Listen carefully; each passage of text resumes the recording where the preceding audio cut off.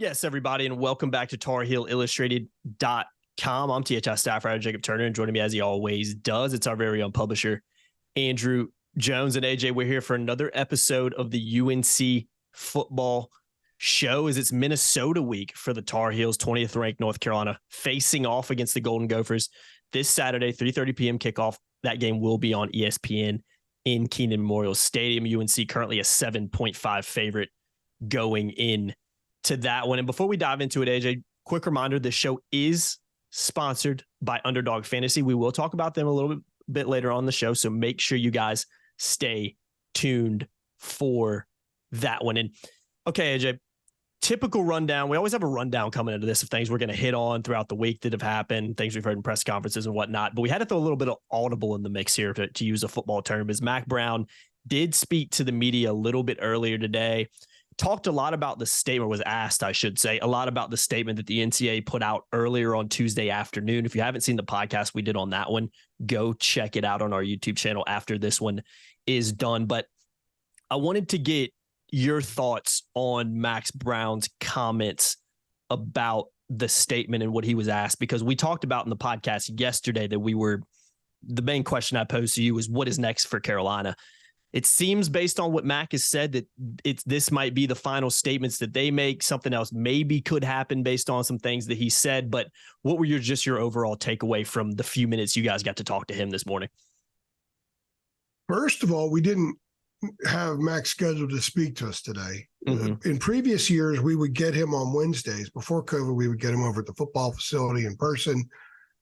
And then since COVID, it's Wednesdays have been on Zoom. Now we're in person Monday with Mack and the coordinators, Tuesday with the players, but Wednesday morning is a Zoom thing. But they decided to pull back on Mack on Wednesdays this year and instead give us a different assistant coach and maybe a player on Wednesday. And today is Tim Cross, who was once an assistant at Minnesota. And we also got Spencer Rolland, who is from Minnesota. But Mack went first, and he said that he wanted to talk a little bit about Minnesota and the week that they've had, that Carolina's had, and fixing some stuff. But he also later acknowledged that he kind of figured we would ask questions about the NCAA statement. That's all that we asked about. Of course, yeah. Adam Smith and I went first and went directly right at it and got Mack's take. And I thought Mack once again gave a thoughtful response, a little more diplomatic than last week, but I think last week was understandable, and I support him and how he went about that, and Bubba Cunningham. I think it was the right way to go about it. But clearly the NCAA levied an accusation or an assertion at Mack Brown and Bubba Cunningham, Mack in particular, yesterday with that statement. Mm-hmm. I think that what the NCAA's done is we never comment on stuff. Well, they've commented now. And Carolina smoked them out of the hole. They came out of the hole and they laid stuff out there. So Mack was able to respond today to some of the things that were said. And you can catch that on our site, you can go on our YouTube channel on our site. And I transcribed a lot of what he said, not all of it, a lot of it though. Y'all got it wrong. Y'all wrong this kid. He said, I understand and support the chairman standing up for his people and concerned about the mental health aspect of things, feeling like they've been wronged if people have made threats. He said, but that's what we've been doing with Tez. Tez has been wrong. We're supporting Tez. Mm-hmm. And his points of emphasis today, more than the mental health, were we consider him a one-time transfer. That's what he should be considered as. Also, January 9th, January 11th. That was the focal point today. I think that's the thing. Those are the things that should be the focal point. Not that the mental health doesn't matter, but I think sometimes you can get lost in the weeds with mental health because someone else may not see his mental health as much of an issue as you do. When it comes to January 9th, January 11th, to me, that's no brainer. You can't say, hey, I think January 11th comes before January 9th. You can't interpret it that way. It's January 9th. 2 days later, it's January 11th, period, end of discussion. So I have no idea if this thing's going to keep going on. It is a soap opera of sorts. And I think that North Carolina and Mack Brown showed today that we're not letting you get the last word. Mm-hmm. And I mean, he didn't make a statement about it. He knew we were going to ask about it. Of course. Journalists do. It's what you get for the journalists. That was a no-brainer. Like ask about anything else. Of course. And also, it's good to get that out of the way now so nobody asks after the game against Minnesota. Because, there might be some national Yahoo that comes in and asks about that and tries to keep it going. And that's not the place for things like that, unless Max says something on Friday. So, Yeah. I mean, if this keeps going, then we keep asking.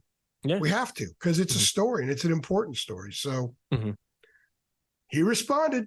Yeah. So we'll see what's next. I guess, like they say in a draft, the NCAA is on the clock.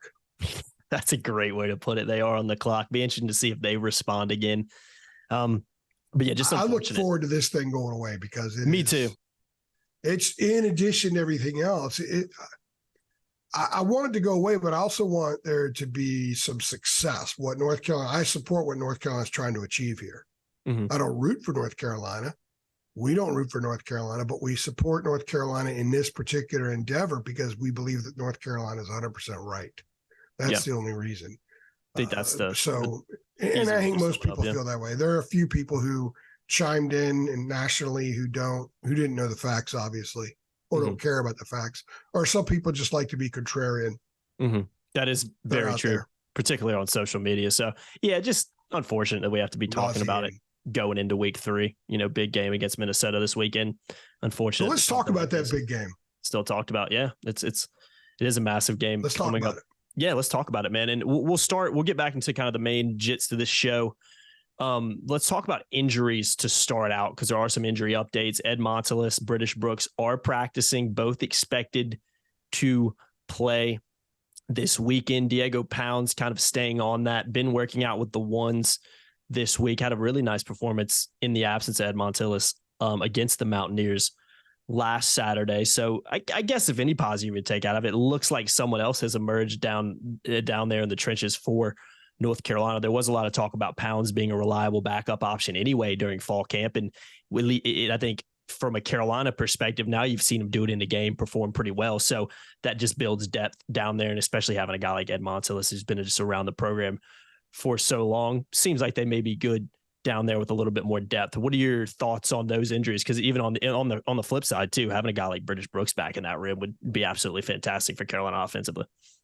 Yeah, having British Brooks in uniform and out there mucking it up on the field and being out there for guys to see and guys to hear and have more of an active role in serving in the inspirational role he serves, the motivational role that he serves, is always a good thing. Absolutely. So, I think Omarion's their best back. I think the staff probably thinks Omarion is their best back, but British might be their second best back right now, and he had a good game against South Carolina. So you got two guys that can plow ahead and make people miss. So that's good. Omarion carried the ball 26 times the other night. You probably want to keep him at around 18 to 20, so some of those carries could go to British. Now, Omarion obviously cashed in on him, but he may not cash in on them against this defense. They're playing a better defense this week, more physical defense. So if there's only so much pounding he can take, you want to have someone else that can take a load of that as well. And clearly British can take that. As far as Ed goes, I don't know if Ed's going to, if he's not needed, maybe he won't play. I don't know. He was in a boot after the South Carolina game. So this is only 2 weeks later. Right now, it's not even 2 weeks later, but he's cleared. So I would imagine he might be more in a, if he's needed, he'll go, because Diego Pounds was working with the ones on Tuesday. And I think he earned himself a starting spot. I think they like William Barnes more at guard than tackle, to be honest with you. He started getting more and more work at guard during fall camp as they got toward the end of August. Willie Lampkin, you play the guard. The visual of 5'11" to Willie Lampkin stand next to 6'6" Diego Pounds, who looks taller than that and longer than that, is pretty cool. It is. And we need to get Kevin Roy to take a photo of that this weekend, because that's a pretty neat photo right there. And they're also maulers. They both ate up their guys last weekend. And 100%. Lampkin I said this before, and we have a pod running Thursday on my daily drop. I talk about Lampkin and Huzzy. The way Lampkin, he's low, he's going to get good pad level because he starts out lower than everybody else. It's so key. He gets up underneath the defender's pads. He's able to just kind of move him anywhere he wants. So Diego Pounds having an experienced, accomplished guy next to him, a motivational guy, because Lampkin is he yaps out there, as you and Kevin know, because you were on the field last week on the sideline. Big time trash talker, yeah. I think that helps. So they've got a little more depth up front on the offensive line now than they had a month ago, and that's a good step forward. And they were hoping Diego would be a guy that got to this point. I think he satisfied that wish last weekend. Yeah, any more depth on their line so crucial. So I think that is a positive for North Carolina going into week 3 and the rest of the season. Potentially, when you consider that Montelis might be the guy behind him now, and he's as experienced as he is, who knows how that rotation will end up shaking out. But if Pounds keeps playing well, I think Carolina will keep sticking with them. So let's move on to. I want to ask you about the mood in the Keenan Football Center this week, because it's an interesting week. You know, on one side, you're looking at a team that's 2-0, kind of coming off contrasting wins. You got a kind of a dominant win against an SEC opponent in South Carolina, neutral site. A lot of South Carolina fans there. Almost felt like an away game at times, but Carolina dominated defensively and ultimately won the game relatively comfortably, besides some of the, 2 interceptions in the fourth quarter. Gave South Carolina an opportunity, but again, relatively comfortable win in the end. And then you flip over to App State, where, you got to go to double overtime to win that game. And it's just a very physical game, emotional game for App State, as you could tell how much it meant to their fan base. And there were a lot of fans in there.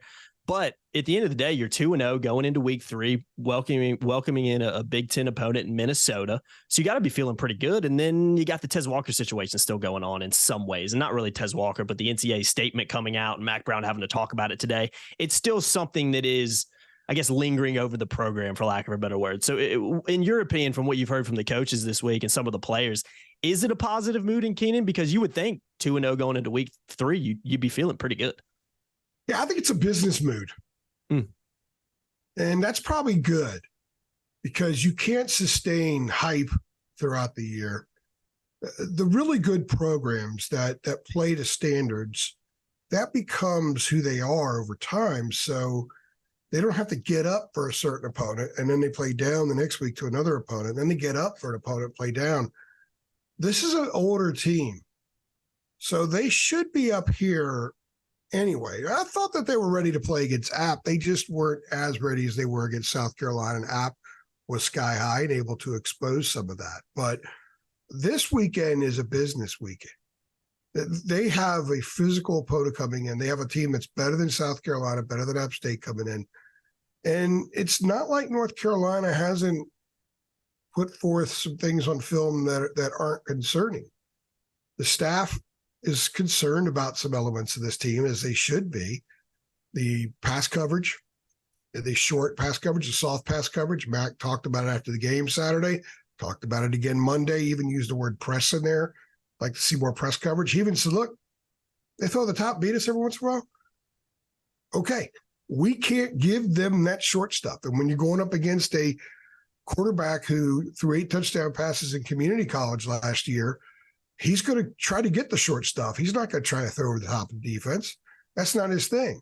And they were still given the short stuff and allowed App to gain 30 first downs on the night, it's a concern. It should be a concern. So Gene said Monday, yes, we're looking at coverage, maybe playing a little bit tighter. And Marcus Allen said that they have worked on playing tighter, having tighter coverage closer to the line of scrimmage, because I think they're going to face a little bit more of a short passing game when Minnesota does pass. And so people know Minnesota averages 29 pass attempts a game. A lot of those were in the comeback effort and comeback. They completed it against Nebraska when they threw a lot, but still 29 times is 29 times. It's still enough. I think their ratio is 41 runs to 29 passes per game. Sounds about right. That. So yeah, but that's throwing enough. You just can't load the box. Your corners have to play up and cover more. So I think that's one of the points of emphasis, something I'm going to watch for early on Saturday night. And offensively, their own passing game. There's a reason they've been pushing to get Tez. I mean, I think Mack would have pushed for any kid to get eligible, but they badly want Tez on the field because he's a take the top off the defense guy. Yeah. I asked Drake on Tuesday, who are your take the top off guys? Gavin, JJ a little bit. I think JJ Jones get open deep. I don't know if he's a take the top off the defense guy. I don't know if he has the speed for that yet.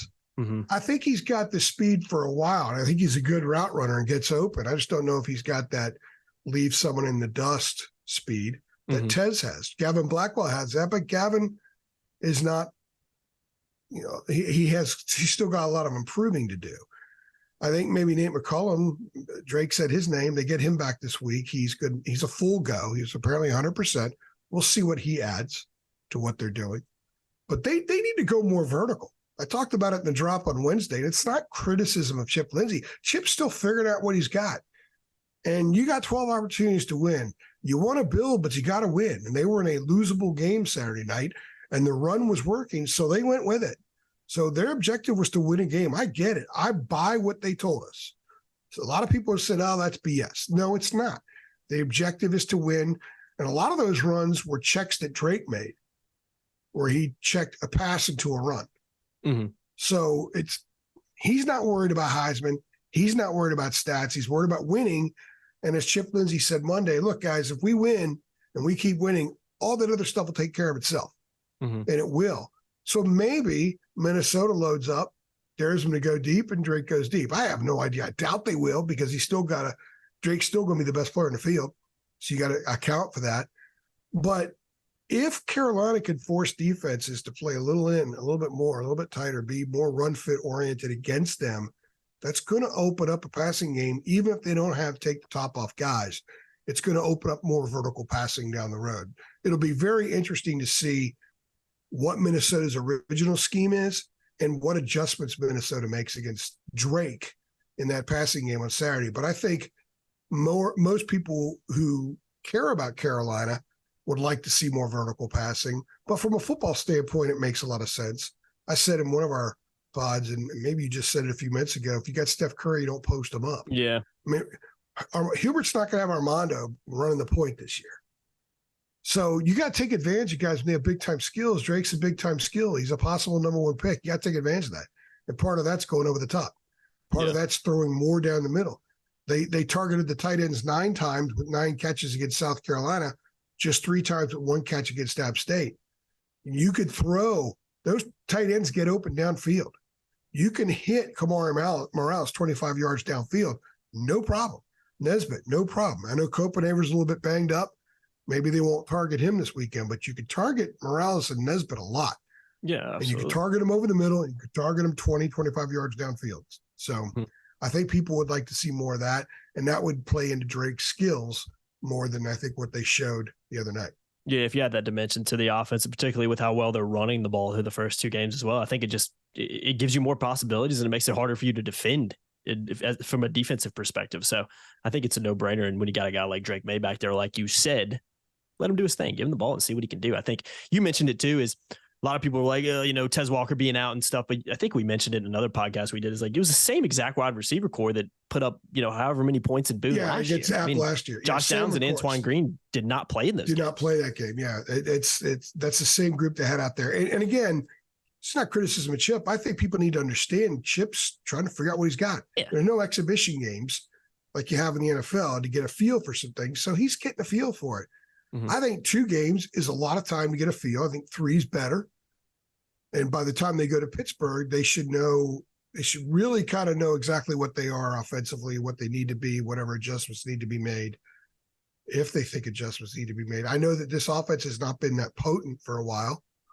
If you go back to the last 4 games of last season, the first 2 of this season, in regulation, they've had 17, 24, 10, 27, 31, and 27 points. Mm-hmm.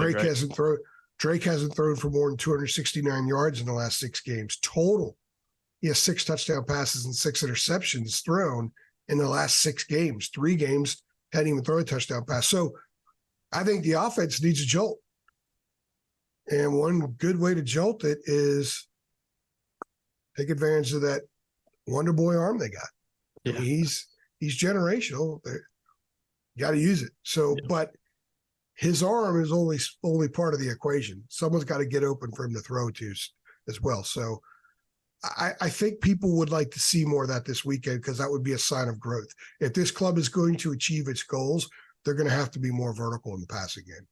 Absolutely. Couldn't agree more with that, AJ. Before we move on to the preview portion of this show, I want to give a shout out to our sponsor, Underdog Fantasy. Now, AJ, we decided to partner with Underdog Fantasy because it's the easiest place to play fantasy sports, and it's also the fastest growing fantasy app in the industry, and they have so much to offer, including their pick'em game. And in their pick'em game, you pick whether your favorite players will have a higher or lower stat total in this week's game for a chance to win big. And it's just so easy to play. All you have to do is pick 2 to 5 stats of your favorite players and choose whether they'll go higher or lower. You can 20x your money by going 5-4-5 as well. They also have a Best Ball Mania game. If you think you know football, need to check this one out. This year's Best Ball Mania has $15 million in total prizes up for grabs, with the winner taking home $3 million. Wouldn't mind $3 million in the pocket today. That'd be fantastic. So sign up today with promo code HEAL, HEEL, and get your first deposit doubled up to $100.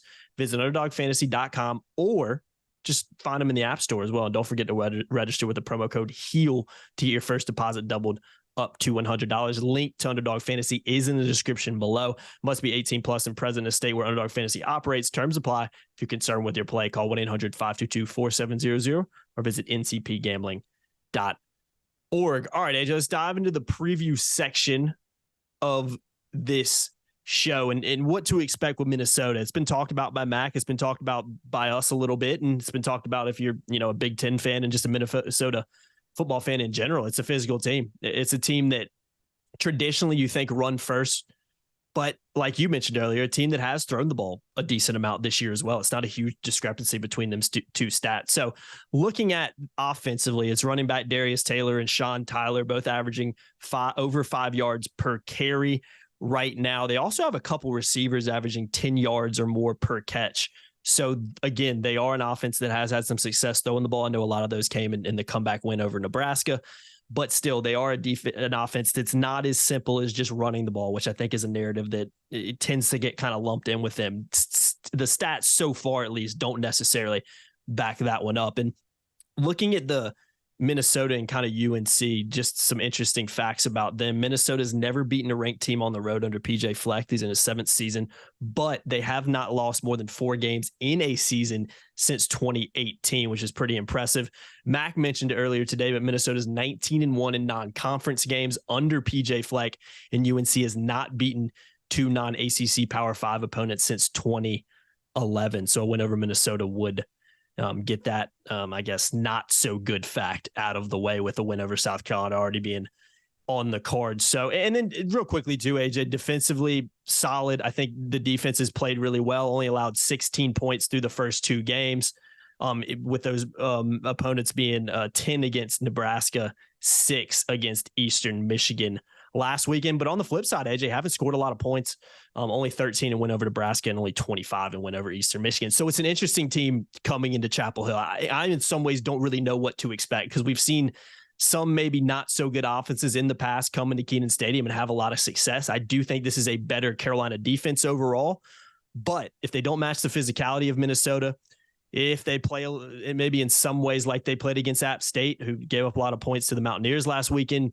this could be maybe potentially more of a high-scoring affair than it has been so far for Minnesota in their opening 2 games. So I'm really intrigued to what happens on Saturday, because I honestly can't call this one. I'm not really sure what to expect. So what are your thoughts on Minnesota coming in? Because I think if Carolina plays with the lack of physicality, especially trying to set the tone that they did early against App State, particularly in that first half, I think they'll struggle, because I think you know what you're getting from Minnesota coming in, and I think you have to match that physicality. For me, that's one of the biggest things I'm looking for on Saturday. Well, Mack Brown said back in the spring that they need to change the narrative, the perception that they're soft. He didn't dismiss that narrative. He said, we got to change it. So one way of changing it is come out and be physical against South Carolina, and they were. Then you got to come out and be physical against App State. They got pushed around a little bit. They won a lot of battles. They lost more than they should have lost. Now you're playing a better team than both South Carolina and App State, and you got to be physical. That's what I love about this first month. We've talked about it a lot. We did back in August.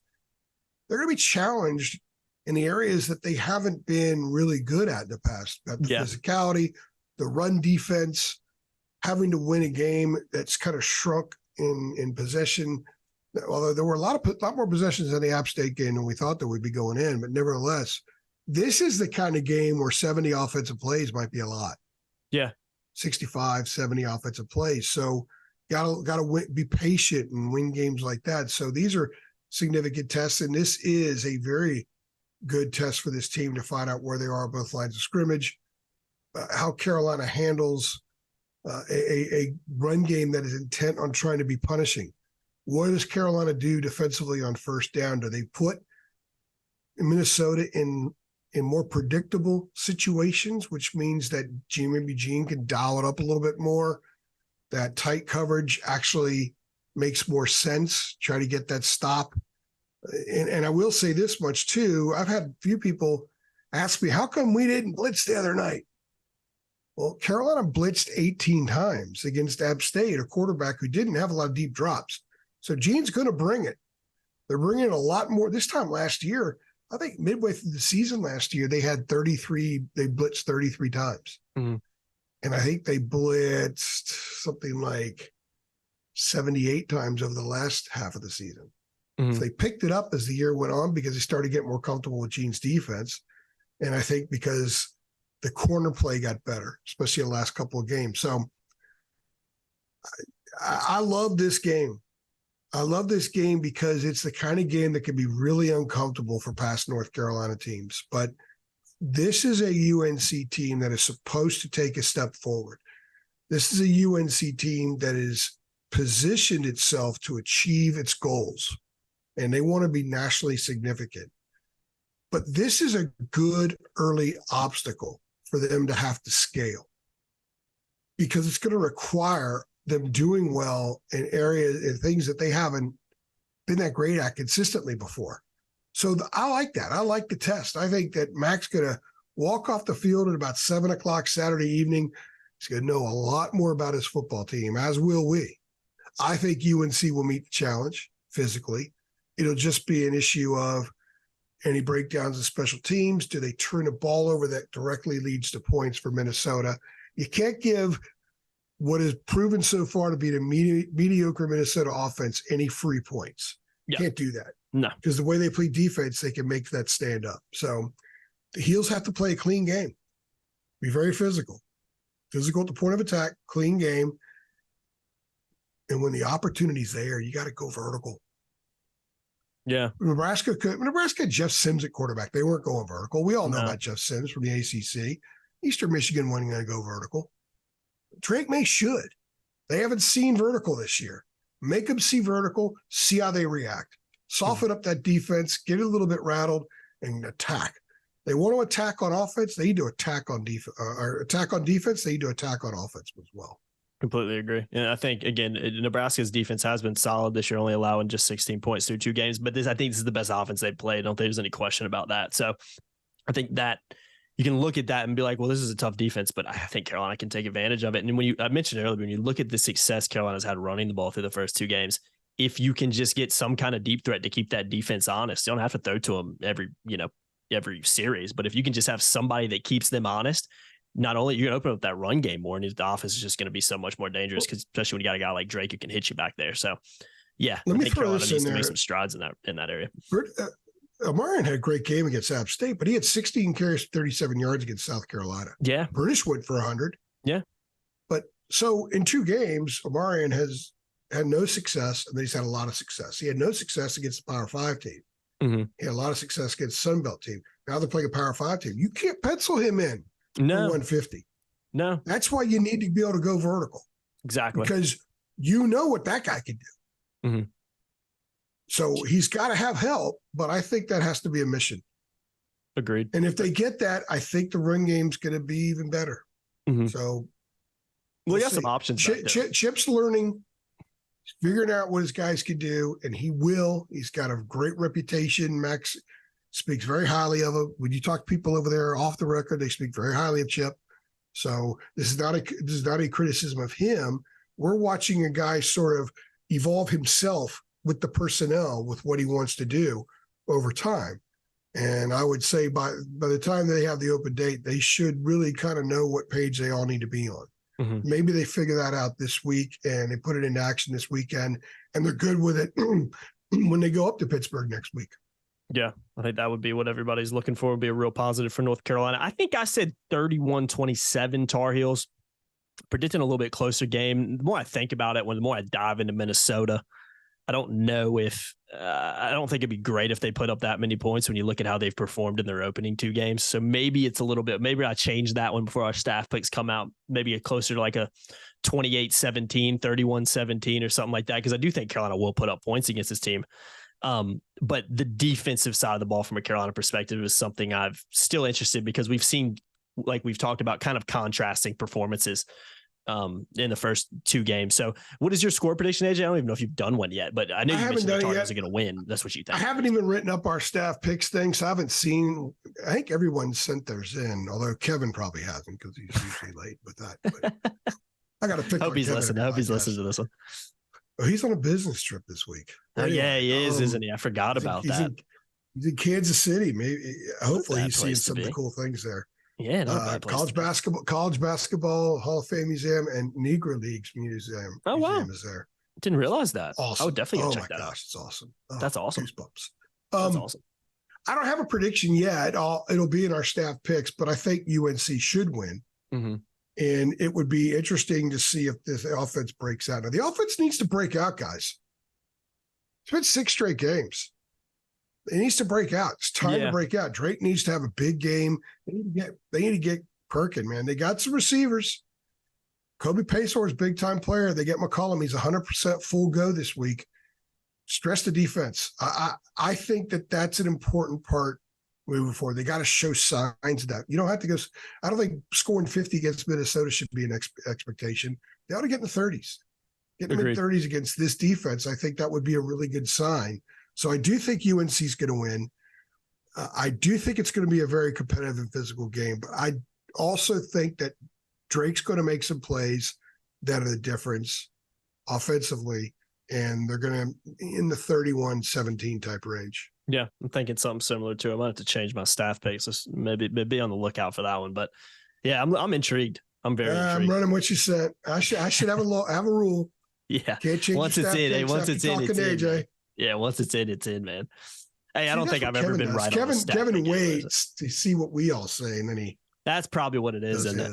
Hey, actually, I think Kevin sent his. I can look.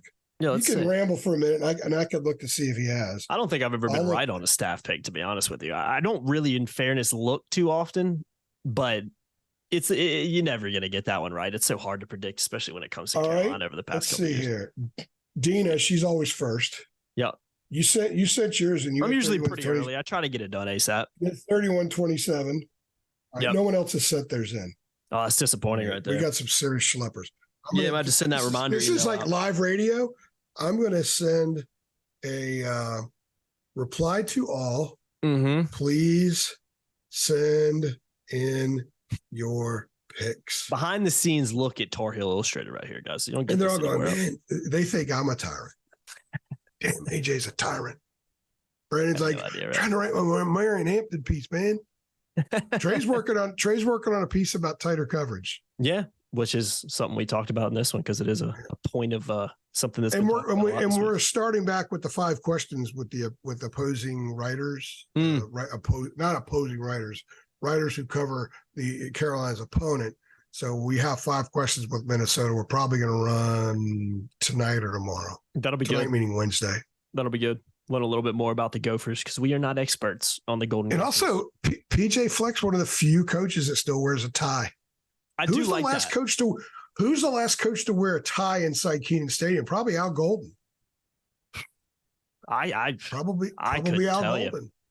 Al Golden. Yeah, you might be right. None of them. I've been going to Carolina games for a long time, and none of them stands out. Not that would have stood out when I was younger, anyway. But I can't think of somebody. You probably are right. It probably was Al Golden. Yeah, by the 4th quarter, Al Golden used to look like a disheveled high school geometry teacher. Well, that's what makes it great because he comes in all with the tie and everything, and then by the end of the game, it looks like PJ Fleck keeps it. Yeah, we were joking the other day. Boy, if it was 90, if he'd wear that zip up. He wears the zip up in games, and I got a lot of time. Like that. I think he works out with the guys and everything. He's one of those kind of dudes. Yeah, he's an interesting bird. Man. He's an interesting bird. Former it's NFL cool player that he's a good coach. He's a guy that has done a good job wherever he's been, and maybe he's anchored down there. It'd be cool if he's anchored down there and they actually become, they take it up a notch in their program. They've been pretty good, but it'd really be interesting if they can start contending for Big Ten titles. Yeah, and I they've think got he's a good coach. good I facilities think he's too. a really good coach. Newish stadium as well. So, I mean, that's always a positive and stuff. And we're going to be up there next year. Carolina plays up there next year.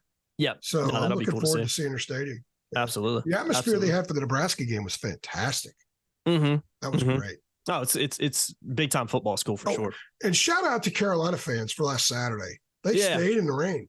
Yeah. The skies opened up. It was raining all day, off and on. I mean, there were delays all over the region. The Purdue Virginia Tech delay was 6 hours. Oof, that's brutal, man. I don't wish that upon anybody. I was just convinced we were going to have delays. I was eating. We almost did. I was eating lunch. Yeah, I know. I was eating lunch right outside of Chapel Hill about 2:00, I think. And it was just monsooning, man. And I was looking at the radar. I was like, there is no chance this game starts on time. And then it's funny. As soon as I got to Chapel Hill, started walking to the stadium, it kind of opened up. And then all of a sudden it was actually, I was like, this is like a perfect day for football. Kind of overcast, little sun out there, not too hot. I thought Carolina's fans did well. The game, but beautiful. Yeah, football. I thought the fans did a good job. It was loud. It was a good environment. They need to be a good environment this weekend. It sold out. I think every game sold out. So yeah. Yep. No, I think they also get the Carolina fans get a bad rap too. This is a redemption year for them. Mm-hmm. A year for they could change perception because they're going to need them in these games because it looks like Syracuse is pretty good. They come in the week after the open date. Miami comes in after that. Duke's got a good team. And then Virginia, it's the oldest rivalry in the South. So regardless of what kind of team Virginia has, they're usually pretty good atmosphere when the Wahoos come in. Oh yeah, of course. No doubt about it. No, I think Carolina fans, I was pleasantly surprised with the crowd. There are a lot of App State fans there as well, more than I kind of expected to be there, particularly in kind of the corner section. They're going to do that. But it's such a big game for them. They're going to do that. But there's also going to be a pretty decent contingent of Minnesota fans. I would expect so. I was looking on some of their boards, and they got a lot of people coming, a lot of stuff set up. And they don't come down to this part of the country ever. No. So that's what's cool. That's what I love about September college football and non-conference games. Go travel and go play. I've covered Carolina football at Arizona State. I've covered them at Cal. And it's neat when they go places like that. And I think it's cool. Illinois came in here a few years ago. Carolina went to Illinois and having Minnesota. They got a home and home with Purdue coming up. They got a home and home with TCU coming up. Of course, they have all those Notre Dame games. So Notre Dame is in the footprint now. So, but this will be cool. I'm looking for Minnesota is one of the few Big Ten teams football teams I've not seen in person. Yeah, I have not seen Iowa, Minnesota. That will be checked off this weekend, and I have not seen Nebraska in person. I've seen everybody else. I'm surprised by that, honestly. I'm surprised you've seen that many Big Ten teams. My brother went to IU. He went to Indiana. So I went up there and I went up there and saw Indiana play Michigan, and I saw him play Michigan State. No, that's pretty cool. I didn't realize he went to Indiana. So I saw them not in my job. I saw them before I started my and that still career. Counts, obviously. Oh yeah. It has to. Yeah. Ohio State played at NC State. I saw Purdue at Wake Forest. I covered that game on Thursday night back when what's his face was the Purdue quarterback. Drawing a blank now. Played in the NFL. Talking about Drew Brees. No. It was after that. No, I didn't see Breeze. This was that was a while ago. This is when I was at Fox. When I was at Fox Sports, I covered Purdue at Wake on a Thursday night. No, it was actually a Saturday afternoon. The Thursday night game was Vandy. I'm racking right here. It's Ohio State. I got a hamster wheel. Going here. Yeah, Ohio State's kicker kicked like 5 field goals that game, all from like 45 yards and out. It's a weird matchup. Physical. State got flagged for eight times lining up offsides on defense. Manny Lawson's. It's almost harder to do that than not do that, I think. Right. That was a good series because State went up there and almost beat them. That was in the Phillip Rivers era. I was about to say that had to have been a while ago. But I've seen Penn State. My buddy went there. I saw a game there. Obviously, Maryland saw a ton of games there back when they were in the ACC. I covered a Carolina Thursday night game at Rutgers. Yep, I remember that one. Who else is in that? Illinois twice because of home and home with Carolina. Yep. A couple years ago. Northwestern at Duke. I covered one of those. They play Duke. Play them that's an every single year thing. It seems like. And I've been, so it's. So I've seen everybody in the Big Ten basketball. Yeah, it surprised me we're you've talking seen that about many this. Big Ten teams in football. I was actually surprised when we were talking. Well, let's see here. Current Pac-12 in football, I haven't seen as many. I've seen Cal, Stanford, Arizona State, Utah, USC, UCLA, Oregon. Mhm. I've seen them. I've not seen USC or UCLA in football. Current SEC in football, I've seen Tennessee, Vanderbilt, Georgia, Texas A&M, South Carolina, obviously. South Carolina. Florida? Any Florida in there? I've not seen Florida in football. I've seen the whole SEC in basketball. That doesn't. I've seen all the power conferences in basketball. I've seen everybody in the power conferences. That's crazy. In basketball. Shows you've been doing it for a long time, Edge. Yeah, long time. But I should have seen more. I've seen Auburn in football. Mm-hmm. Should have seen more. I've seen Texas, Big 12. I've seen Texas, Texas Tech, Baylor.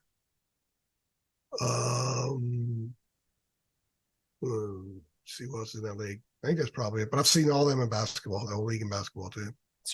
I'm surprised you've seen this. Oh, Houston. Houston's in that league now. I've seen Houston. Surprised. I've seen Cincinnati. They're in that league now.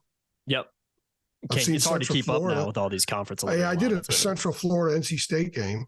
They're now in that league. So anyway, we're rambling on here. Nobody's listening right now.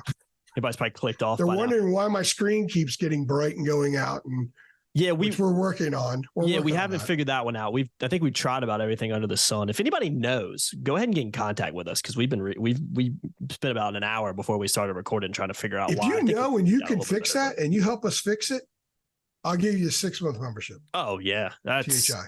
Oh, absolutely, because why didn't we think of that before? Should have. We need to think about that before. Yeah, because it's something that just kind of randomly started one day, and we don't really have any idea why. We've tried about everything possible, including covering windows, turning lights off. We spent an hour on it today, at least. Yeah. It's unfortunate. 83 and sunny on Saturday, AJ. So nice football weather. No rain potentially, at least as of right now in the forecast. So that's good. Should be a good showing on Saturday afternoon. 3:30 kickoff in Kenan Stadium, guys. Appreciate y'all watching as always. I think Carolina's going to win. Go ahead and like the video below. We'll keep it straightforward and pretty easy for you guys. Get involved on the boards as well. If you are a premium subscriber, you can do that for just $8.33 a month. Links in the description below. Come on and become a Carolina Insider too. Follow us on Twitter at Heel Illustrated as well, so you can keep up to date with everything going on at THI. I've been Jacob Turner. He's been Andrew Jones. Appreciate y'all watching as always. Make sure you share, subscribe, hit that notification bell too. See y'all in the next one. Thanks.